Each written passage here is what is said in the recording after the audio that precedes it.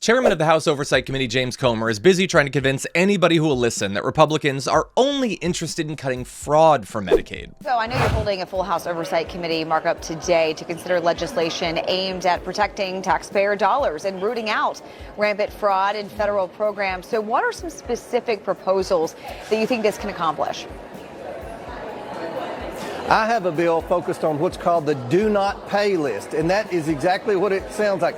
The people who are listed on the do not pay are individuals and businesses who either owe federal taxes, who have been indicted, who are under investigation for fraud.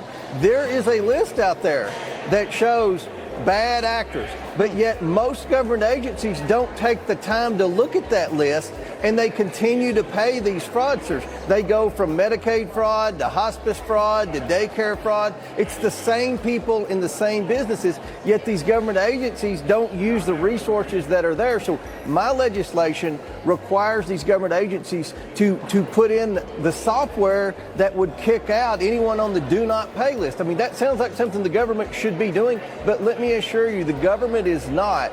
These agencies, it's almost like they're not concerned about fraud. So my legislation puts more guardrails and hopefully will significantly reduce fraud in the future. Auditor Faber, you've been investigating Medicaid fraud in Ohio for years. It sounds like the recent reporting is not the first time that you've tried to bring these issues to the public's attention. What's going on in Ohio with these waiver programs, and why are they so susceptible to fraud? Thank you, Mr. Chairman. Congressman, the short answer is that whenever we have a big government program, we essentially historically have predicated these on this trust concept. Mm-hmm. You sign up, you say you're eligible, we'll believe you. But the backside of that is we need to be less trusting and more verifying. Absolutely. And so we started identifying in 2019 weaknesses in the program where we were seeing systemic failures in the verification side.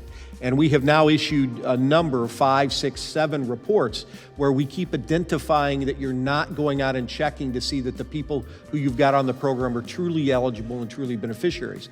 You know, in the office, what we always say, we look for control weaknesses. I don't go out and look to see whether Joe Smith is supposed to be on Medicaid or not. That is the department's responsibility. It's the agency's responsibility to do those verifications.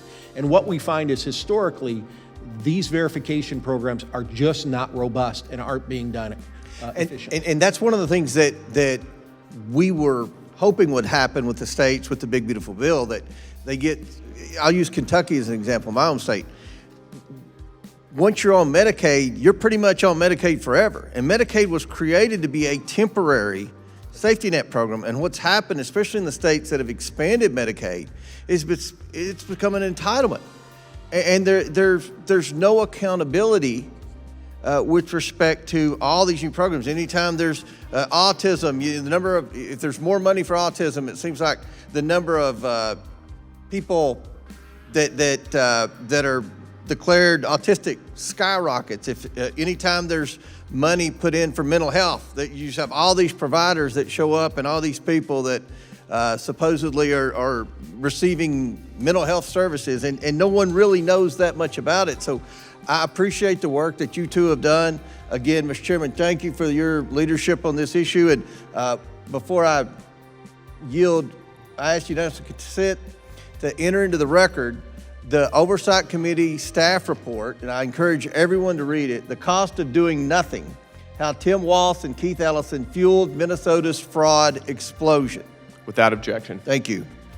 Mr. Chairman, I would ask to enter into the record unanimous consent. Mm-hmm.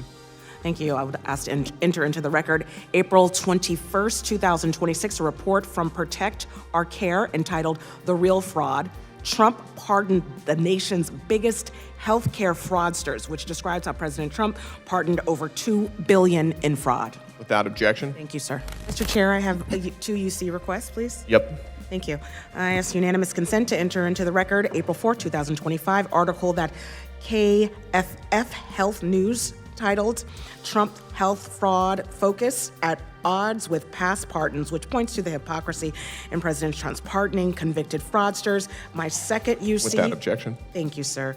My second UC It's from December 19th, 2025, an article from the Washington Post entitled Trump's Pardon Wipes Out Payments to Defrauded Victims, which shows how our president lets criminals and fraudsters walk free so long as they donated to his campaign. Without objection. Yeah, the jig is up. If Republicans actually cared about Medicaid fraud, Trump wouldn't have wiped nearly $2 billion in victim repayment by pardoning people convicted of Medicare and tax fraud. And let's never forget that Florida Senator Rick Scott's company pleaded guilty to the largest healthcare fraud settlement in U.S. history, defrauding Medicare, Medicaid, and federal programs to the tune of $1.7 billion. The cynicism isn't subtle, and the people who depend on Medicaid know it. The big ugly bill Republicans are getting destroyed at town halls, and November is rapidly approaching. When you vote in November, pay attention to who is running on a Medicare for All platform. That's my advice. It shouldn't even be an option to use healthcare as a bargaining chip like this. It's a human right, and it is long past time that we started treating it as non-negotiable.